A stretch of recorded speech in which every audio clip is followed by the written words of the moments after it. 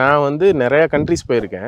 எந்தெந்த கண்ட்ரிஸ்லாம் வாட்டர் ஸ்கேர்சிட்டிக்கு இதுவோ, எந்தெந்த ஸ்டேட்லாம் வாட்டர் ஸ்கேர்சிட்டி இதுவோ நான் போயிருக்கேன். பட் ஆனால் நான் சொல்கிற ஒஸ்ட்னா ராமநாதபுரம். ஆஃப்ரிக்கா கூட நான் போய் ஒர்க் பண்ணிட்டு இருக்கேன். ஆஃப்ரிக்காவில் கூட நான் இந்த மாதிரி பார்த்தது கிடையாது. ஏன்னா இப்போ ஆஃப்ரிக்காவில் வாட்டர் ஸ்கேர்சிட்டி நீங்கள் போய் பார்த்தீங்கன்னா ஒரு 10 ஊர் இருக்கும். 10 ஊரில் திடீர்னு ஒரு 2 ஊர் தண்ணி இல்லாமல் இருக்கும். போது பாருங்களேன், நம்ம தான் நீர் மேலாண்மையில சிறந்து விளங்கி இருக்கிறோம். விளங்கி இருந்தோம். இப்போ நம்ம ஊர் தான் இப்படி இருக்குன்னு கேட்கும்போது எவ்வளோ முரண்கள் இல்லை. அதான் இப்போ ராமநாதபுரம் நீங்கள் எடுத்துக்கிட்டீங்கன்னா அந்த பெரிய பெரிய கண்மாய்கள் வந்து இங்கே தான் சொல்லுவாங்க. அதே மாதிரி வந்து நீர் மேலாண்மையில் பயங்கரமாக இருந்திருக்காங்க. விவசாயம் வந்து நிறையா பயிர்களுக்கு வந்து ஃபேமஸ்ஸே இங்கே தான். ஸோ அப்படி இருந்த ஊரில் தண்ணி பஞ்சம் அப்படிங்கிறது பார்த்தீங்கன்னா லைக் அது ஏதோ திணிக்கப்பட்ட உருவாக்கப்பட்ட மாதிரி தான். ஏதோ நடந்த ஒரு பெரிய தப்பு தான் இந்த இடத்த இப்படி மாற்றிருக்கு. கண்டிப்பாக. ஸோ உங்களோட லைஃப் பற்றி சில விஷயங்கள் அதை நீங்கள் மறுபடியும் பதிவு பண்ணணும்னு நான் நினைக்கிறேன். ரொம்ப பெரிய குடும்பமாக இருந்தது.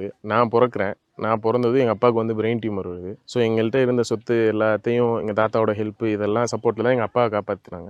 எங்கள் அப்பா ஆல்மோஸ்ட் ஒரு 33 வருஷம் பெட் ரிடனாகவே இருந்து ஒரு 3 வருஷத்துக்கு முன்னாடி இறந்தாங்க. ஸோ நான் பிறந்ததுனால தான் எங்கள் வீடு இப்படி ஆயிடுச்சு அப்படின்ட்டு என்னை வந்து ஒரு சிம்பிள் ஆஃப் பேட் லக் அப்படிங்கிற மாதிரி தான் பார்ப்பாங்க, ட்ரீட் பண்ணுவாங்க. ஸோ அதுதான் நிறைய இடத்துல. ஸோ எனக்கு நீங்கள் வந்து எல்லார்ட்டையும் கேட்பாங்க, நீ வந்து லைஃப்பில் எந்த ஸ்டேஜுக்கு போகணும்னு நினைக்கிறேன். எல்லாரும் சொல்லுவாங்க I want to go back to my childhood அப்படிம்பாங்க. என்கிட்ட கேட்டிங்கன்னா நான் அங்கே போகவே மாட்டேன்னு தான் சொல்லுவேன். ஏன்னா அந்த மாதிரி தான் எனக்கு நிறையா மெமரிஸ் வந்து அந்த மாதிரி. ஸோ பட் நான் இதுக்குள்ளே வரேன். இந்த வே அந்த மக்கள் என்னை பார்த்த பார்வையே மாறுது. ஃபஸ்ட்டு உணர்ந்த தருணம் எதுன்னு பார்த்தீங்கன்னா எங்கள் அப்பாவோட டெத்து. ஸோ எங்கள் அப்பாவோட டெத் அப்போ என் சர்க்கிளில் என் ஃபேமிலிக்குள்ளே அதுக்கு முன்னாடி அவங்க பார்த்த பார்வை வேறு, எங்கள் அப்பா டெத்தில் பார்த்த பார்வை வேறு. ஏன்னா எங்கெங்கேருந்தும் வந்து தம்பி அந்த ஊருக்கு தண்ணி கொண்டு வந்தீங்களா, அந்த ஊரில் வந்திருக்கோம் தம்பி, அந்த மாதிரி எங்கெங்கேருந்தும் வந்தாங்க. வேறு டிஸ்ட்ரிக்ட்லேருந்து நான் வந்திருந்தாங்க. எனக்கே வந்து ரொம்ப ஒரு மாதிரி இருந்துச்சு. அப்போது எங்கள் பெரியப்பா ஒரு 2-3 பேர் சொன்னது என்னென்னா, நீ வந்து காசு சம்பாதிக்காட்டியும் மனுஷ மக்களை சம்பாதிச்சிட்டடா அப்படின்ட்டு.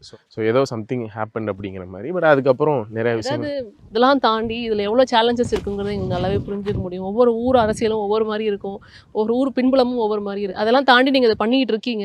நான் வந்து இந்த கேட்குறது என்னென்னா, நீங்கள் சொல்கிறது சரியான விஷயம். இப்போ இந்த 5 லட்ச ரூபா செலவுங்கிறது சிங்கிளாக நீங்கள் மட்டும் பண்ணுங்க? இல்லை என்னோட இது கொஞ்சம் இருக்குது. ஒரு ஆல்மோஸ்ட் ஒரு 1.5 லட்ச ரூபா என்னோடது இருக்குது. ஒன்று வந்து ராம் பிரவீன் ஒரு சார், அவரோட ஸ்பான்சர்ஷிப். ஓகே, அவரு கொடுத்துருக்குறாரு. கவர்மெண்ட் சைட்லேருந்து இல்லை, இது வரைக்கும் நான் எந்த ப்ராஜெக்ட்லையுமே 0 கான்ட்ரிபியூஷன் ஃப்ரம் த கவர்மெண்ட். ஐ மீன் ஃபினான்ஸில். மற்றபடி இந்த பெர்மிஷன்ஸ் இந்த மாதிரி விஷயங்கள்ல அவங்களோட இன்புட்ஸ் எங்களுக்கு இருக்கும். இல்லை, நம்ம குடிமராமத்து பணி பண்ணுறோன்னா அதில் பெர்மிஷன் வாங்குறதே பெரிய ஒரு சேலஞ்சாக இருக்கும். அது வந்து கிட்டத்தட்ட எனக்கு தெரிஞ்சு அதிமுக ஆட்சியில் எனக்கு தெரிஞ்ச எடப்பாடி அவர்கள் ஆட்சி புரியும் போது தான் அதை கொஞ்சம் தளர்த்தினாங்க அப்படின்னு எனக்கு தெரிஞ்சு என்னோட நாலேஜுக்கு தளர்த்தினாங்கிறது கேள்விப்பட்டோம். அதுக்கப்புறமும் உங்களுக்கு அந்த மாதிரி பெர்மிஷன் வாங்குறதுல சேலஞ்சஸ் இருந்ததா? இப்போ வரைக்கும் இருக்குது. இப்போ நான் ஆல்ரெடி நம்ம பேசினபடி 245 இடத்துல ஒர்க் பண்ணியிருக்கேன். நான் ஒர்க் பண்ண வேண்டியது சப்போஸ் டு பி 500க்கு மேலே இருக்கும். அது எல்லாமே தடையில் இருக்கிறதுக்கு காரணம் என்னென்னா இந்த பெர்மிஷன்ஸ் இல்லாமல் தான். இப்போ ராம்நாட்லேயே நாங்கள் இப்போ இந்த பெரிய குளத்துக்கு வந்து பெர்மிஷன் ஈஸியாக கிடச்சிருச்சு. பட் இதுக்கு முன்னாடி பண்ண சங்கரத்தேவனுக்குலாம் 3 மாதம் நாங்கள் கஷ்டப்பட்டோம். அதுக்கப்புறம் நாராயணன் காவிரின்னு 48 கிலோமீட்டர், அந்த 48 கிலோமீட்டர் சரி பண்ணால் கிட்டத்தட்ட 200 கிராமத்துக்கு தண்ணி போகும். அதுக்கு இப்போ வரைக்கும் எங்களுக்கு பெர்மிஷன் இல்லை. ஆனால் அதிமுக ஆட்சி காலத்தில் எனக்கு தெரிஞ்சு அவங்க அழைப்பு விடுத்தாங்க, தன்னார்வலர்கள் எல்லாமே வரலாம், தனியார் அமைப்புகள் எல்லாம் வரலாம்னு அழைப்பு விடுத்தாங்க.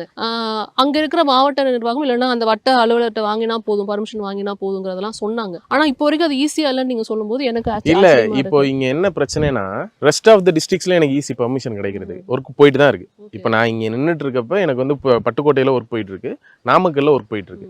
எப்படி ஒர்க் போயிட்டு இருக்கு? பெர்மிஷன்ஸ் அங்கே இருக்க ஆஃபீஸர்ஸ் அப்படி இருக்கிறாங்க, பண்ணணும்னு நினைக்கிறாங்க. இங்கே கவர்மெண்ட் வந்து அவங்க வந்து இன்வைட் பண்ணுறாங்க, என்ஜிஓஸ் வந்து ஒர்க் பண்ணுங்கள், வாலண்டியர்ஸ் வந்து ஒர்க் பண்ணுங்கள், ஊரில் இருக்க மக்கள்லாம் சேர்ந்து அங்கே இருக்க நீர்நிலை சரி பண்ணுங்கன்னு கவர்மெண்ட்டே இன்வைட் பண்ணுறாங்க, டிஸ்ட்ரிக்ட் கலெக்டரேட் இன்வைட் பண்ணுறாங்க. எங்களுக்கு பர்மிஷன் யாரு கொடுக்கணும்னா இங்கே இருக்க வந்து நீர்வளத்துறை, பிடபிள்யூடி டிபார்ட்மெண்ட். அங்கே வந்து யாராச்சும் ஒரு ஆள் தடையாக நிற்கிறாங்க பெர்மிஷன்ஸுக்கு. வந்து யூஸ்வலாக அடுத்த டிஸ்ட்ரிக்டில் நான் ஒர்க் பண்ணணும்னா எனக்கு இந்த லேக்குக்கு பர்மிஷன் கொடுங்க, இந்த ஆறுக்கு பர்மிஷன் கொடுங்கன்னு கேட்டால் அவங்க வந்து சில டேர்ம்ஸ் அண்ட் கண்டிஷன்ஸ் கொடுப்பாங்க. எங்களோட டீட்டெயில்ஸ் கேட்பாங்க, எங்களோட ஒர்க்கு என்னென்ன ப்ரீவியஸ் ஹிஸ்ட்ரி கேட்பாங்க, பட்ஜெட்டுக்கு எப்படி பண்ண போகிறேன்னு கேட்பாங்க. அதே நேரத்தில் இந்த ஏரியில இது பண்ணுங்க, இது பண்ணக்கூடாதுன்னு சொல்லிடுவாங்க. இவ்வளோ மண் எடுங்க, மண்ணை விற்கக்கூடாது, வேற மரத்தை வெட்டி விற்கக்கூடாது அப்படின்னு சொல்லுவாங்க. இதுதான் யூஸ்வலான டேர்ம்ஸ் அண்ட் கண்டிஷன். இங்கே வந்து கலெக்டரால் கூட 3-4 மாசத்துல முடிக்க முடியாது அந்த பர்மிஷனுக்கான நீடட் டாக்குமெண்ட்ஸ். அவ்வளோ டாக்குமெண்ட் கொடுத்துருக்காங்க, அதில் அவ்வளோ டேட்டா கேட்டிருக்காங்க என்கிட்ட. நான் அவங்க வந்து ஒரு சாதாரண என்ஜிஓ, எந்த ஒரு பின்புலமே இல்லாது, எங்கள்கிட்ட இருக்க ஒரே ப்ளஸ் இது வரைக்கும் ஒர்க் பண்ண அந்த இம்பாக்ட் ஸ்டோரிஸ் தான், அந்த எக்ஸ்பீரியன்ஸ் மட்டுமே தவிர வேற எதுவும் எங்கள்கிட்ட கிடையாது.